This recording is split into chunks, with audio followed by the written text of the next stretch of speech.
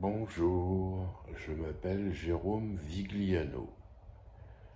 Je viens d'apprendre donc par mon avocate commis d'office, qui a par ailleurs très bien fait son travail et que je remercie sincèrement, que malgré son très bon travail, la juge du tribunal de Châteauroux a ordonné mon expulsion et refusé tous les aménagements possibles, c'est-à-dire délai supplémentaire pour dégager des lieux, toutes les circonstances atténuantes. Elle en a rien à foutre. C'est donc une nouvelle preuve que la justice française n'existe pas, non pas parce que je suis expulsé, ça, sur le fond, j'ai une dette de loyer, c'est normal, mais parce que euh, les juges prennent des décisions qui sont complètement caricaturales. Et notamment cette juge du tribunal, ou ce juge, j'ai même pas lu son nom, ces gens-là m'intéressent pas. Ils font partie du système qui assassine les citoyens. Notamment, cette juge ou ce juge n'a pas tenu compte du fait que ces enculés de France Travail me niquent depuis plus de 5 ans de 500 euros par mois après avoir violé le code du travail, à savoir suspension de mon ASS sans motif valable et radiation des listes de demandeurs d'emploi sans préavis obligatoire par lettre recommandée. Comme ça arrive tous les jours à des milliers de Français, et ça n'intéresse pas du tout le ministre du Travail. France Travail continue comme un organisme mafieux à travailler à la destruction des demandeurs d'emploi en continuant à les traiter de feignants, etc. Et donc ensuite, les chiffres des ministères se régalent à nous dire que le chômage est en baisse. Le chômage n'est pas en baisse. Ce sont les infractions ou les délits de France Travail qui sont en hausse, à assassiner des citoyens français en violant le code du travail comme ils l'ont fait avec moi. Donc, je n'aurais jamais eu 11 000 euros de retard de loyer sur mon loyer si France Travail ne m'avait pas enculé à sec en 2020 et si l'avocat que j'ai payé avec ma garantie juridique ne m'avait pas escroqué en refusant d'aller au tribunal administratif en 2020.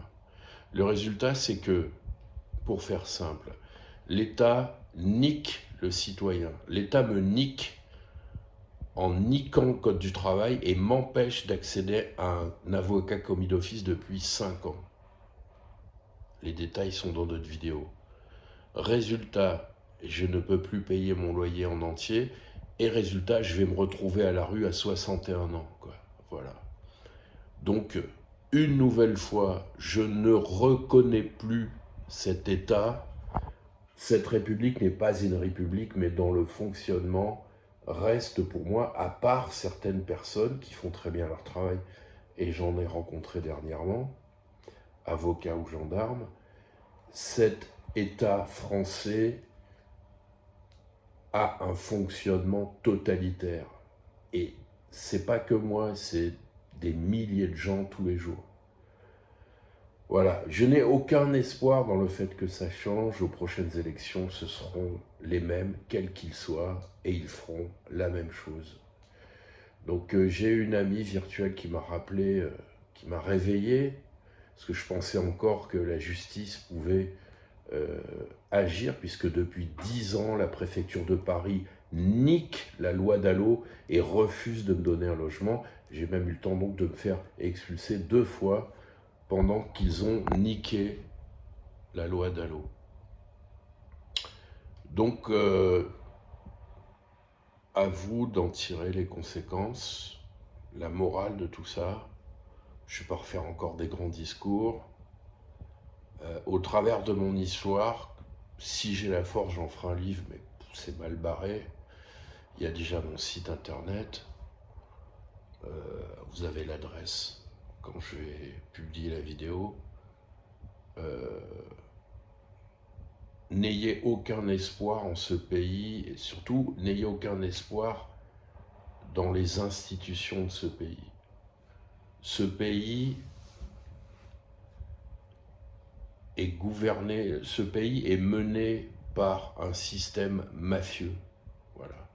Et moi, j'en fais les frais aujourd'hui. J'aurais résisté pendant 30 ans après avoir rencontré des flics pourris, euh, des flics, un flic qui pourrait être taxé d'avoir eu un acte criminel sur moi, après avoir vu des décisions de justice complètement incohérentes, pour pas dire mieux, et des administrations publiques qui sont complètement vérolées avec des incapables qui sont totalement en roue libre et ne sont jamais rappelés à l'ordre.